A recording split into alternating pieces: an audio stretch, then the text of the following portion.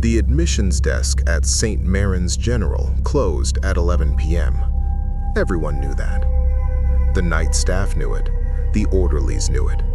The old intake forms, still carbon-copied in triplicate, even said so in the fine print at the bottom. After-hours emergencies proceed to St. Luke's, 4.2 miles north. So when Nurse Elaine Pryor found a completed intake form in the overnight tray at 6:47 a.m. on a Thursday in February, she assumed it was a mistake. Name: Thomas Weil. Date of birth: March 3, 1941. Time of arrival: 11:42 p.m. Reason for visit: I keep forgetting things. I thought I should write them down before they're gone.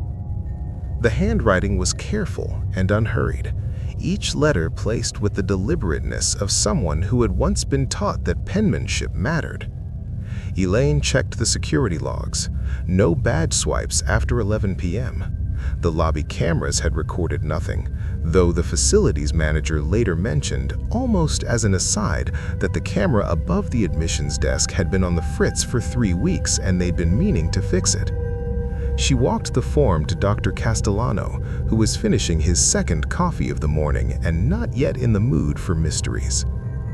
"Patients sign themselves in and leave?" he asked. "No record of them leaving either," Elaine said. He looked at the form again. The carbon copy was clean, crisp, not the gray smear you'd get from a form that had been sitting in a drawer for months. It was fresh. The ink still had that faint chemical smell. "Run it," he said finally. "Check if we have a Thomas Weil on file." They did. Thomas Weil had been a patient at St. Maren's exactly once before, in 1987. Admitted for a cardiac event, discharged after 5 days. The record listed his emergency contact as one Clara Weil, wife. Elaine called the number on the old file out of habit, not expecting anything. It rang 4 times. "Hello." "Hi, I'm sorry to bother you. I'm calling from St. Maren's General, looking for a Thomas Weil?" A long pause, then gently, "My father passed away 11 years ago. Who did you say you were?"